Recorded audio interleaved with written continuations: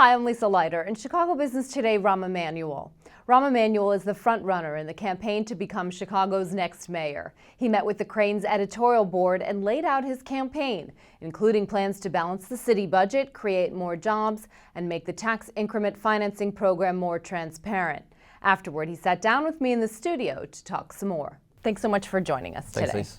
So let's start with specifically, what are you going to do to balance the budget? Well, first of all, you got to take a top to bottom review of everything. I've named a number of things that I would do differently. Principally, healthcare. We spend $500 million a year on healthcare. It's rising 10% a year. 4% of our workforce drives 65% of the cost, a little north of $300 million of the $500 million is just from 4% of the workers. So I want to be the first city to adopt a comprehensive wellness program. If we do what other companies are doing now, you'll see not just a slowing in the healthcare spending, but actually a drop in healthcare spending. I think we'd say $50 million a year, probably do better, but that's a bare minimum. Second, we pick up garbage in an old model. So what I want to do, 4 parts. Come up with a pricing plan, what it costs per ton. Measure it against other cities. You'll see we spend more. Give the city workers 6 months, 9 months to come up with the savings themselves to close that delta or eliminate it basically. If they can't, we'll go to a grid system, much more efficient. There's $40 to $50 million automatically. If that doesn't get it, go to a full managed competition like what Charlotte and Phoenix do. In Charlotte, they have a 3-grid system.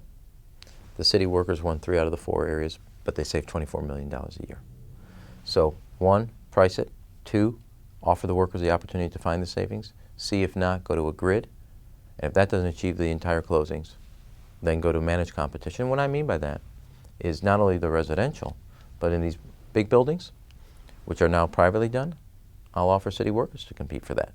I'm going to get ours through competition, better pricing.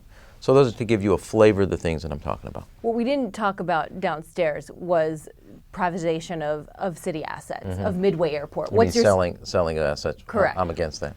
You're against that. Why? Well, I think first of all, the city soured on it. Markets have soured on it. You couldn't get them done.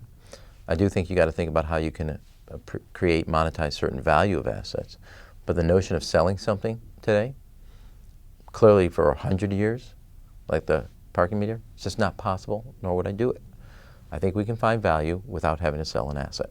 You talked about eliminating the head tax as a way to create jobs in this city. The city's unemployment rate near 10%. How else would you create jobs? Well, today I've announced 2 other. I want to create a 20% reduction in the sales tax.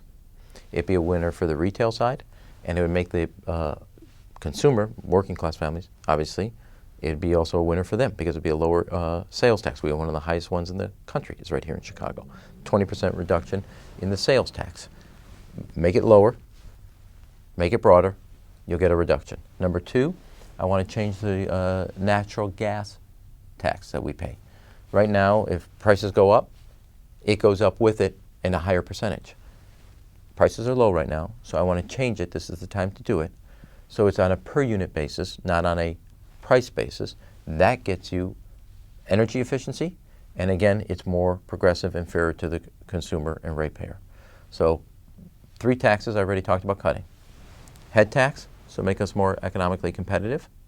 Ford Motor Company, on their big factory on the south side, told me it's one of the top things they want to do to eliminate. 2, and getting a 3rd shift placed there from the second one. 2, reduce the sales tax by 20% in 2013.